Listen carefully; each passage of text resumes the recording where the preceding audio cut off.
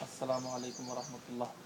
اعوذ باللہ من الشیطان الرجیم، بسم اللہ الرحمن الرحیم، الحمد للہ رب العالمین والصلاة والسلام علی اشرف الانبیاء والمرسلین، خاتم النبیین رحمۃ للعالمین، ابی القاسم محمد اللهم صل على محمد وعلى محمد وآلہ الطیبین الطاہرین المعصومین المظلومین، لا سیما بقیت اللہ فی الارض، اما بعد فقد قال امیر المومنین علیہ السلام: من جرا فی عنان عملہ اسرا باجلہ۔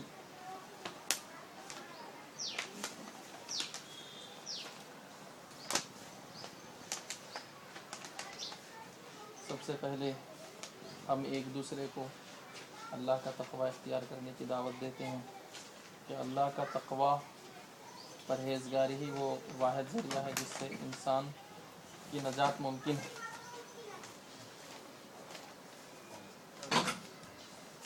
نہج البلاغہ میں حضرت علی علیہ السلام کے کلمات قصار میں سے ایک کلمہ یہ ہے کہ من جرا فی عنان عملہ اسرا باجلہ، جو شخص اپنی آرزو کی راہ پر دوڑتا ہے وہ موت کی ٹھوکر کھا کر ہلاک ہو جاتا ہے۔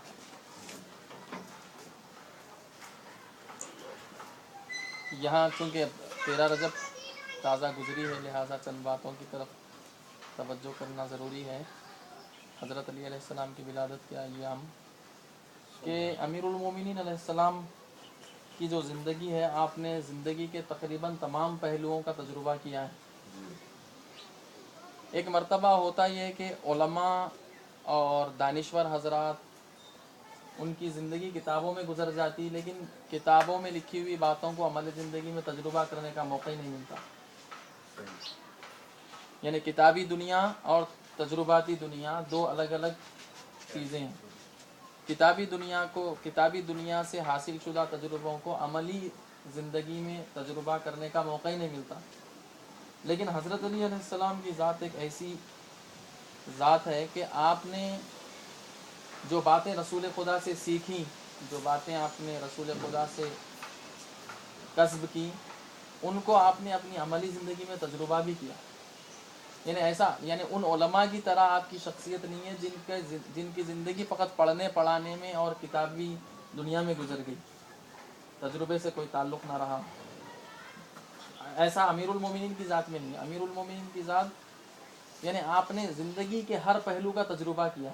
آپ دیکھیں، جب تک رسول خدا صلی اللہ علیہ وآلہ وسلم بقید حیات تھے، اس وقت تک حضرت علی علیہ السلام کی جو زندگی تھی، سربلندی، افتخار اور یعنی عزت اور سرفرازی رسول خدا کے ساتھ جب تک آپ رہے، یعنی وہ ایک تجربہ تھا۔ اس کے فوراً بعد یعنی رسول خدا صلی اللہ علیہ وآلہ وسلم کی وفات کے فوراً بعد جو آپ نے تجربہ کیا، محرومیت اور تنہائی۔ یعنی ایک مرتبہ جب رسول خدا کے ساتھ ہیں تو عزت ہے، سربلندی ہے، ہمیشہ یعنی جب بھی جنگ کا میدان آ رہا آپ ہی کا نام لیا جا رہا، آپ ہی پیش ہیں، آپ ہی سب سے آگے ہیں۔ اب جیسے ہی رسول خدا کی آنکھ بند ہوئی، محرومیت کا دور شروع ہو گیا، یعنی 25 سالہ محرومیت، 25 سالہ تنہائی۔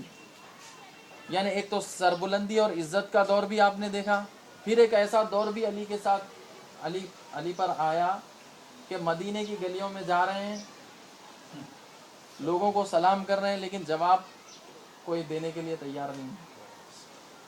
ایک وہ زمانہ تھا مسلمان علی کو ہمیشہ آگے بڑھاتے تھے رسول خدا کی حیات میں، کہ ہر معاملہ جب پیش آتا تھا تو علی کو آگے کرو، علی کو آگے کرو۔ اب یہ معاملہ 25 یعنی رسول خدا کی وفات کے بعد ایسا آ گیا کہ علی سے کوئی بات نہیں پوچھی جا رہی، علی کو کسی معاملے میں دخل اندازی کرنے کا حق حاصل نہیں ہے۔ تو یعنی یہ تجربہ، یعنی دونوں پہلو، یعنی عزت اور سرفرازی کا تجربہ ہوا آپ کو رسول خدا کی زندگی میں، اور رسول خدا کی زندگی کے بعد تنہائی اور محرومیت کا بھی تجربہ ہوا۔ تو جو تنہائی اور محرومیت کا جو تجربہ ہوا حضرت علی علیہ السلام کو، تو وہ تجربہ آپ کو امت کی کمزوریوں سے واقف، یعنی آپ کو امت کی کمزوریوں سے آگاہ کر دیا. یعنی یہ جو تنہائی اور محرومیت کا جو دور تھا، وہ دور میں حضرت علی کو امت کی کمزوریاں، امت کے نکات ضعف، ویک پوائنٹس امت کے معلوم ہو گئے کہ کہاں یہ امت جو ہے لغزش کھاتی، کہاں یہ امت جو ہے، یہ امت کی کمزوری کیا ہے.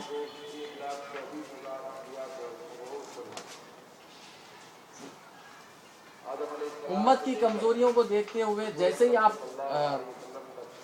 یعنی خلافت کے چوتھے دور میں جب آپ کو، یعنی خلافت کا چوتھا دور جب آپ کو دیا گیا، تو اس وقت جب آپ نے حکومت کی زمام سنبھالی، لوگوں نے فتنوں کی لگام تھام لی. یعنی 4 سالہ جو 4 یا 4.5 سالہ جو آپ کا دور رہا، وہ پورا فتنوں سے بھرا ہوا دور، یعنی آخر عمر تک آپ کو فتنوں سے لڑنا پڑا. یہ ایک الگ تجربہ.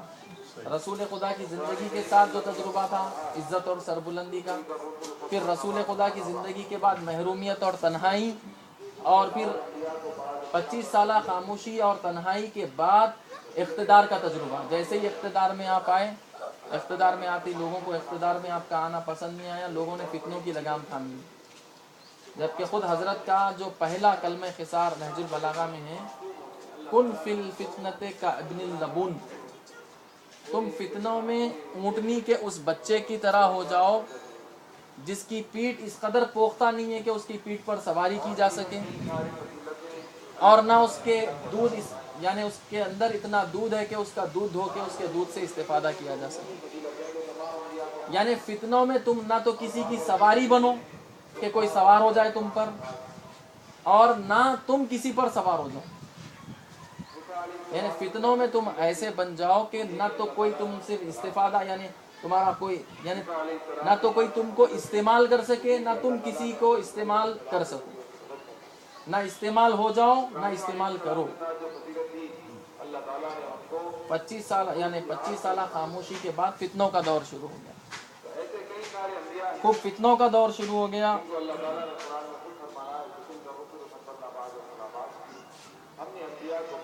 اصل جو مشکل ہے امت کی، ہم حضرت علی علیہ السلام کو کہتے ہیں کہ حضرت علی علیہ السلام مشکل کشا ہے.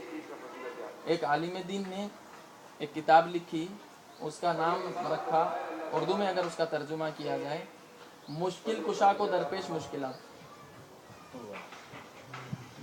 مشکل کشا کو جو مشکلات درپیش ہوئی، یعنی آپ کو 4 یا 4.5 سالہ دور میں جو مشکلات کا سامنا کرنا پڑا، اور یعنی کئی مرتبہ آپ کو یعنی خطبوں میں یہ بات کا اظہار کرنا پڑا. کبھی تو یہ کہنا پڑا کہ میں اللہ سے یہ دعا کرتا ہوں کہ اللہ تم کو مجھ سے چھین لے، مجھ کو تم سے چھین لے. یعنی یہ تک یعنی بددعا کرنی پڑی کہ یعنی تم پر ایک ایسا حاکم مسلط ہو جائے جو تم پر رحم نہ کرے. تم مجھ سے تھک گئے ہو، میں تم سے تھک گیا ہوں. یعنی یہ بھی ایک تجربہ حضرت کی زندگی کا. اور پھر ہم مشکل کشا تو کہہ رہے ہیں حضرت کو، مشکل کشا کا نام لے بھی رہے ہیں، اور وہ مشکل کشائی کرتے بھی ایسا نہیں ہے. لیکن مسئلہ یہ ہے کہ مشکل کشا کو ماننے والی قوم خود مشکلوں میں گری ہوئی ہے اور مشکلوں سے گھبرا رہی ہے، اور اس کے پاس کوئی مشکل، یعنی ان کو اپنی مشکل کا کوئی حل نظر نہیں آ رہا ہے. مشکل کشا کو ماننے والی قوم خود مشکلات میں گرفتار ہے. مشکلات میں گرفتار ہونے کے باوجود بھی ان کو اپنی مشکلات کا حل بھی کچھ نظر نہیں آ رہا. تو حل کیا ہے؟ حل کیا ہے؟ مشکل کشا کی قوم جو مشکلات میں گھری ہوئی ہے، اس کا حل کیا ہے؟ اس کا حل یہ ہے کہ مشکل کشا کے کلام کی طرف توجہ کیا جائے. اور مشکل کشا کا کلام کیا ہے؟ قرآن کی تفسیر نہج البلاغہ. نہج البلاغہ کی طرف توجہ کی جائے. نہج البلاغہ میں مشکل کشا کی قوم کی تمام تر مشکلات کا حل موجود ہے. ہماری جو مشکلیں ہیں، اولاً تو جو ہے قوم جس زمانے میں قومیں زندگی گزارتی، اولاً تو بہت کم